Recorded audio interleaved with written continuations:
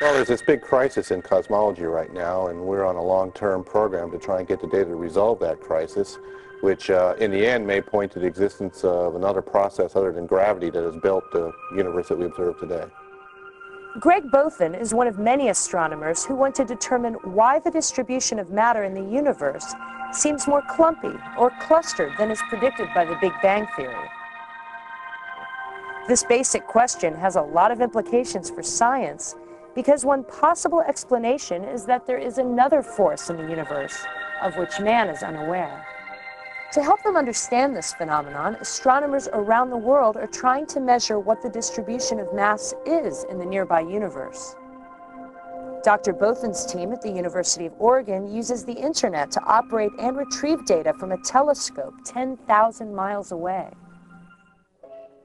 For years, Bothin regularly traveled to an observatory in Chile.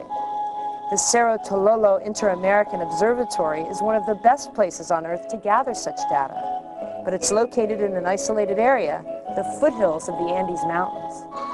Well, prior to the internet, one had to physically go to the facility. That involved 30 hours of travel time at a cost of about $2,000, often to go there to sit under cloudy weather.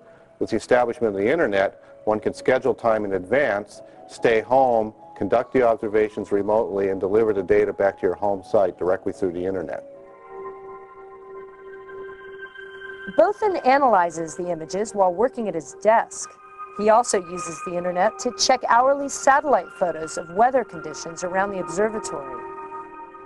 The end result? He's a lot more efficient in gathering the data he needs. And as more telescopes get on the internet, astronomers like Greg Bothin will find it easier to study our universe. Scientific research is an important use of the internet, but in the business world, the net is fast joining the telephone, the telex, and the fax machine as a standard means of communication.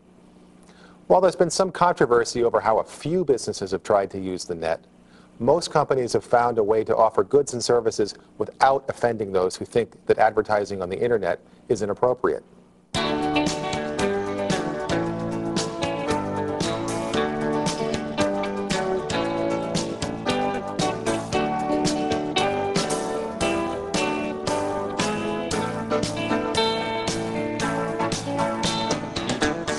Flowers in cyberspace. It's a new enterprise for a traditional florist in Ann Arbor, Michigan. Well, it was something new that had never been done before, and we didn't really know what was going to happen.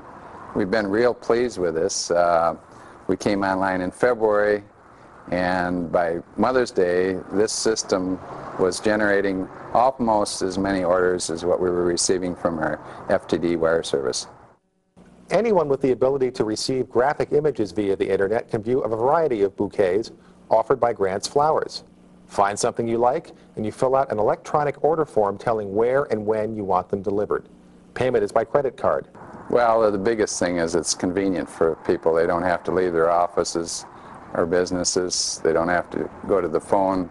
A phone is fine, but on the computer they can see what they're buying. We are able to fill the orders in-house if they're coming for a local delivery, or we use our FTD wire service for those orders anywhere in the world, really.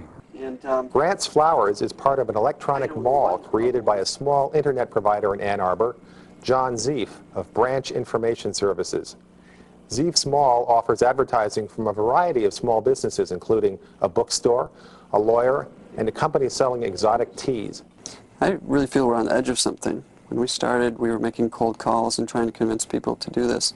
And now they call us, and we're growing very rapidly.